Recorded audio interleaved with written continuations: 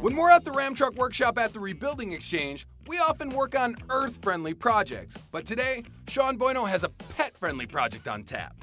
We're going to be installing a pet door today.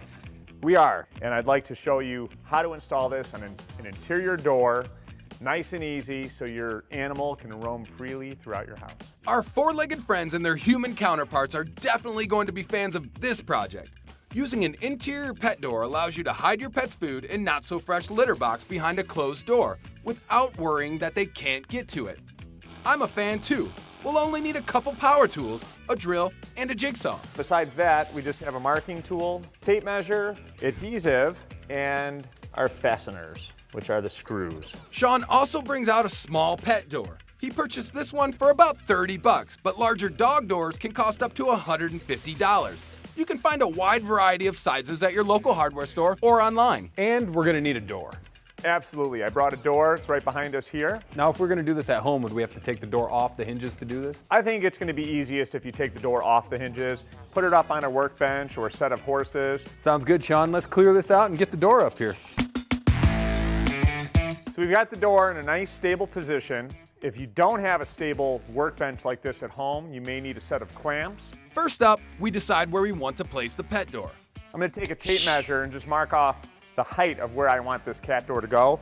And for a small animal that's going to fit through a door like this, let's go 6 inches. And I'm just going to trace the inside of the frame so we know where this is going to be on the door. I'm going to go ahead and put the pet door to the side. Okay.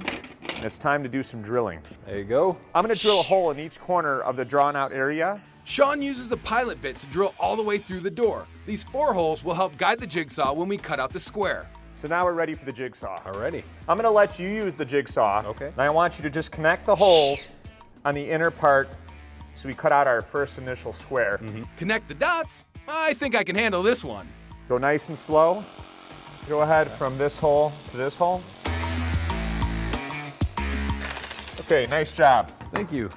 So you've got the inner square that we need cut out, but we're still going to need a little bit more space. Okay. So I'm going to go ahead and cut around the edges, and we'll see if the frame fits.